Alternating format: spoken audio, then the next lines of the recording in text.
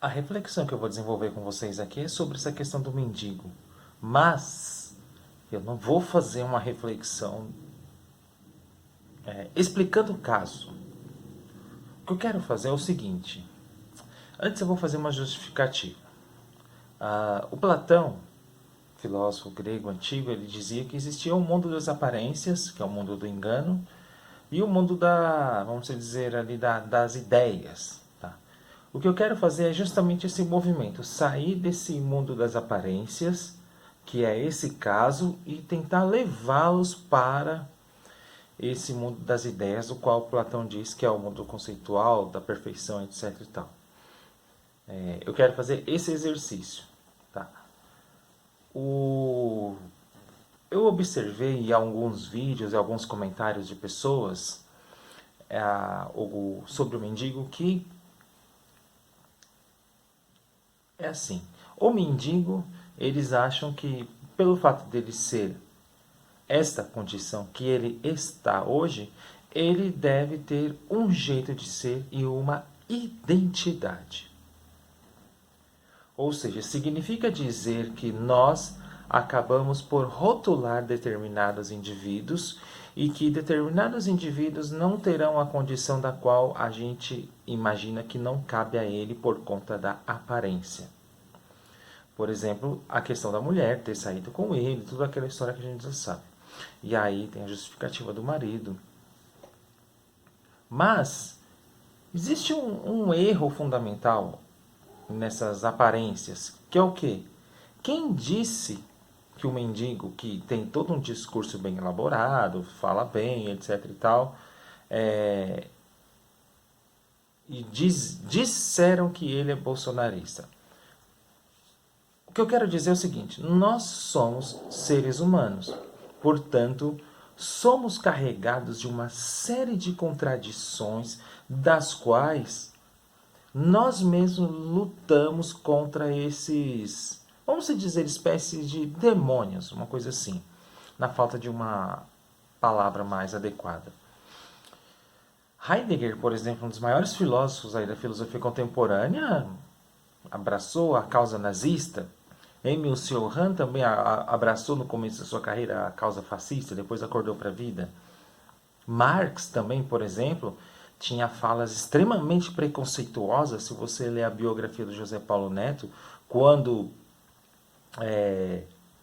a filha de Marx começou a namorar um homem, ele disse assim: seja um inglês, mais ou menos assim, não quero que você seja um homem sul-americano, equatoriano, não lembro exatamente, mas ou seja, um homem daqui da América do Sul.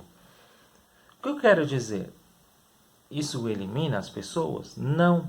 Mas o grande problema hoje é esse identitarismo que tenta rotular um jeito de ser por conta da aparência.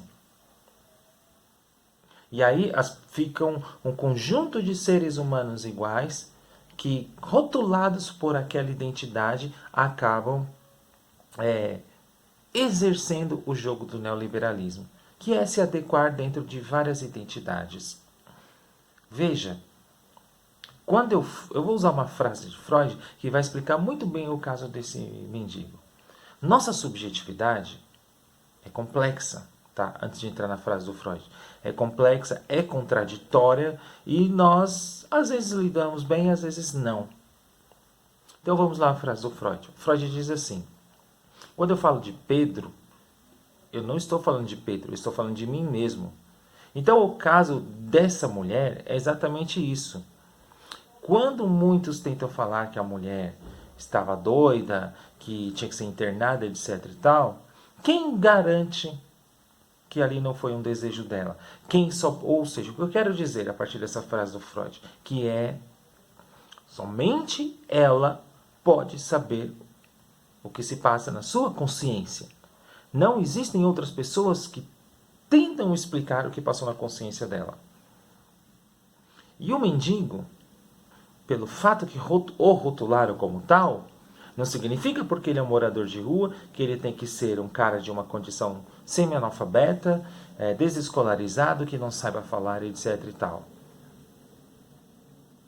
Nossa subjetividade é contraditória, é conflituosa, sim, e nós não sabemos lidar com ela assim.